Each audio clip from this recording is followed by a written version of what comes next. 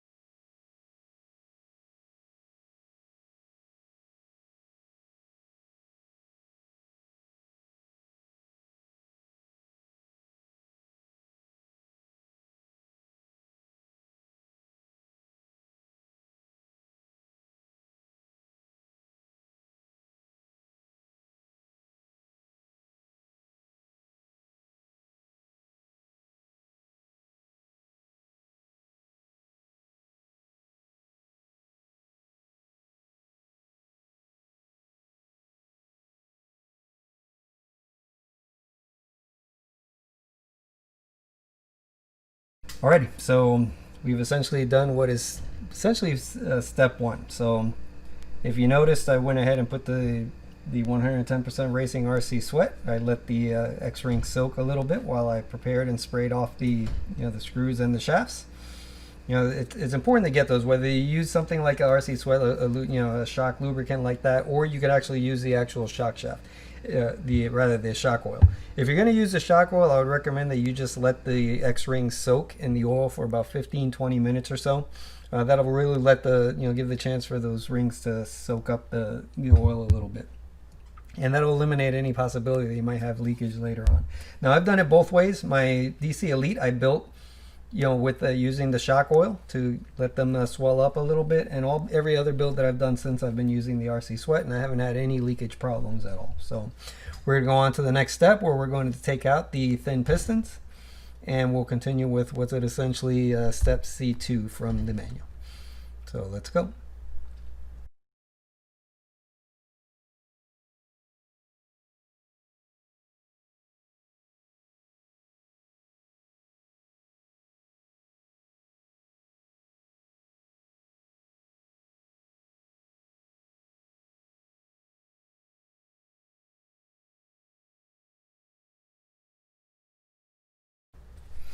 Okay, sorry, very important. When it comes to this step here in part 2, where you want to thread down the piston onto the shaft, very important. Make sure you put a drop of thread lock into the screw. So I had forgotten that little detail, and I'm getting it out now so I can pour a little bit.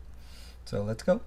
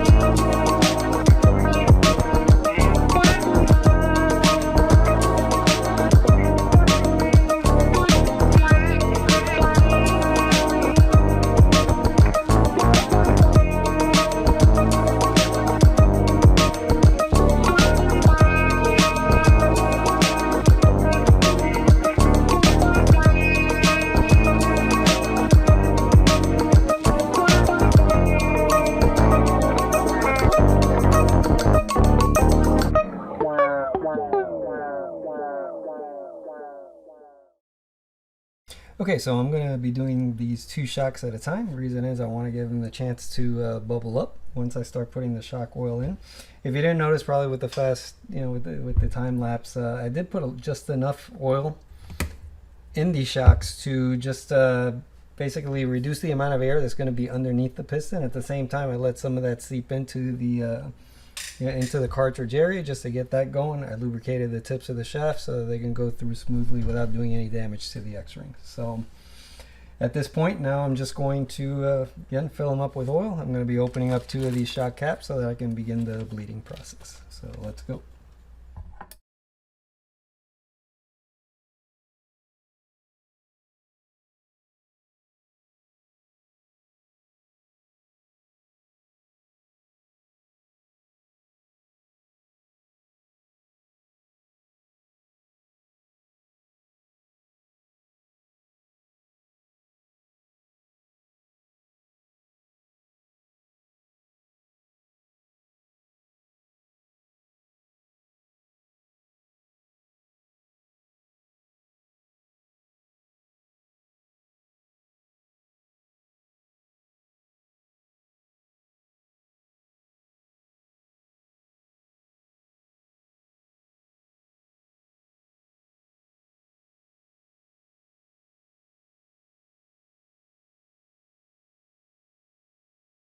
Alright, so while I let these, let the little bit of air rise up to the top on these, I'm going to go ahead and put the O-rings inside of the, basically the spring adjusters and lubricate them. It's important to lubricate them because it is kind of tight when you go to threading them on, so you just want to go ahead and have those lubricated. It will make it a lot easier for you to make adjustments there for ride height.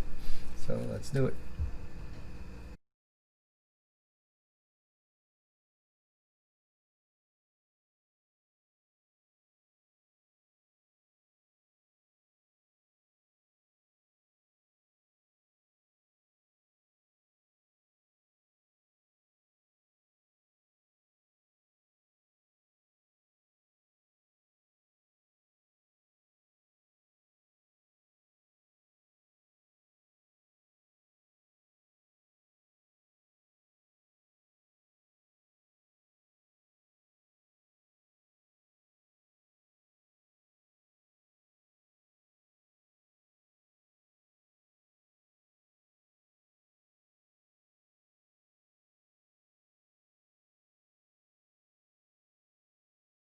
Okay, so alrighty, so the manual calls, once you get it ready and they're ready to go, it calls for you to pump the shocks with, 3 quick pumps.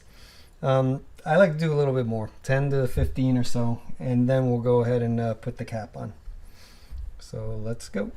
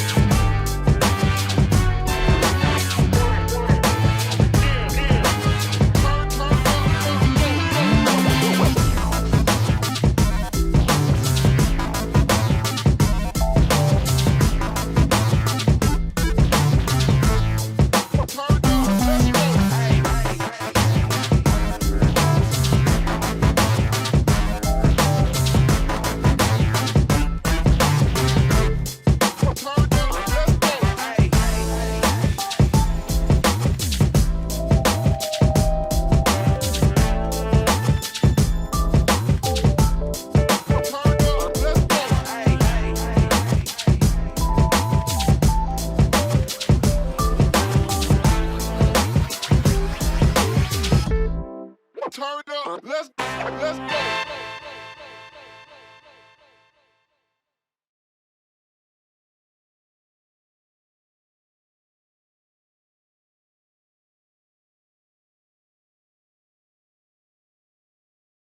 Okay, so really the trickiest thing about this is obviously getting, when you're bleeding the shocks, getting them as neutral as possible so you don't have like too much rebound or like completely, being where when you pull it out it gets sucked in, or when you push it in it gets pushed out. So you want to try to get it as neutral as possible, and more importantly you want to try to get the two behaving as evenly as possible. So I'm going to have to finish up building these, and then we'll get to the rear shocks.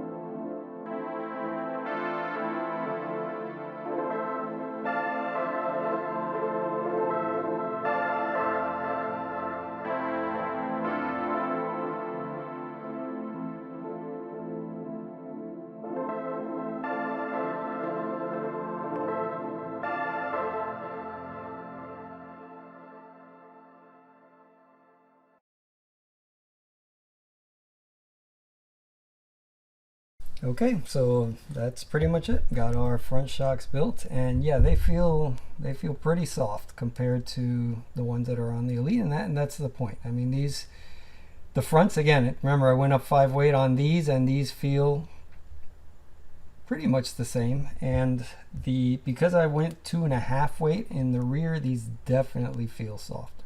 So it's going to be real cool to have both sets of shocks to compare when I get out to finally get out for a track day. It'll be interesting to compare and see how they fare. So anyways, that'll do it for this build. I finally have a complete 22x4 build, because again, I mean, the procedures are more or less the same. These shocks are the identical shocks that you get in the 22x4. The only difference being is the way that they are shimmed a little bit differently, both on the inside and the outside. In the case of the rears on the 22x4, with those little clips that they have you install on. Okay, so that pretty much sums up what it is to build the shocks for the TLR 22 series buggies. If you didn't catch the little detail, I know with the time lapse you might have lost on it, I accidentally ended up putting the 35 weight oil in the rear shocks as well. So to review, I did put the 35 weight oil on the front shocks, and I put in the 32.5 weight oil in the rears. And I gotta say, with the thin pistons, it still feels really light.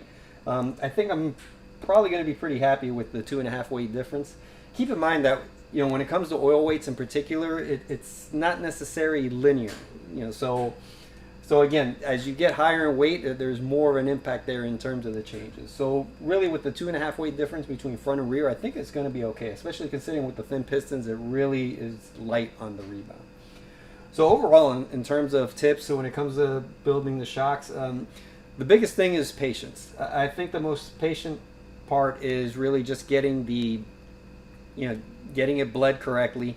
You want to hold that shock body kind of like at a 45-degree angle with the bleed hole facing up on the cap, and just slowly just start bringing it up. Get that little bit of oil that drips out, irritate it a little bit on the bottom stroke, then bring it up little by little. One thing I can't say, it's really like time consuming to get all of the rebound out. If you can't get all of it, at least try to get them the same, because the last thing that you want is kind of inconsistent behavior between the shocks because of the whatever pressure is built up with the emulsion inside. You definitely want them to try to behave as closely as possible. And particularly when I rebuilt these shocks this morning, I just left it with just a little bit of rebound to where the shock shaft basically came out like not even a quarter, just under a 1/4 inch, and I made sure that they were both even on both sides. So in terms of shocks, I think I'm going to be okay, and that pretty much gives me a complete 22x4 build, because really they are the same shocks. The length, shaft length, everything is the same. The only difference was in the front shocks I installed a 1mm spacer internally, which is in accordance with the 22 5.0 series of buggies. So that pretty much will do it for today's episode of Rediscovering RC. Please do me a favor, if you haven't done so already, I do have an Instagram account. You'll see it linked below. And really, if you want to follow me and get little tidbits, I randomly post every once in a while, and you might see some sneak peeks on episodes that are coming up as well. Also, if you like this content and you'd like to see more, please do me a favor and smack that like button. Any and all feedback that you give me will be do a world of good towards delivering the kind of content that you guys want to see. So anyways, that'll do it for today's episode. Until next time, I'm your host Julio. Take care.